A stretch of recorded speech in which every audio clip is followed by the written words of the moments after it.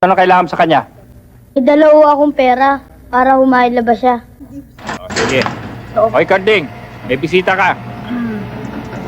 Sige, pasok na. Salamat ho. Ba't nandito ka? Padala ni Ate Loleng. Pambayad mo na daw dito. Saan kumuha ng pera si Loleng? Ewan ko.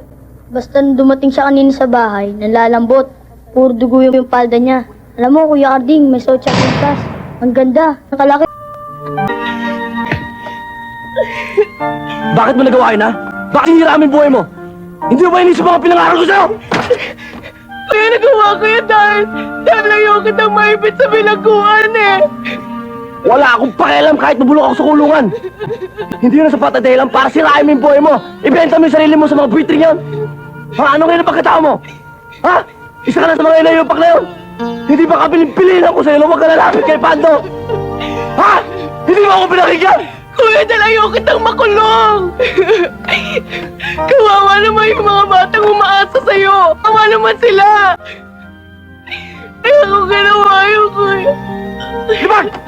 Ping, tawagin mo sa aling desk na manghihilot, ha? Patingnan mo si Loleng. Magdilensya ka ng pera para sa doktor. Magdilensya ka! May asikasuhin lang ako.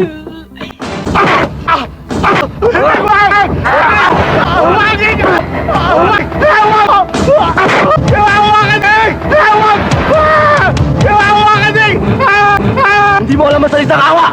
Naawa ka ba kay Loleng? 15 anyos lang yun! 15 anyos lang yun! Ilang bata na sinira mong buhay, ha? Ha? Hindi pa ako nakakapatay! Ngayon lang! Papuya ng mano kita!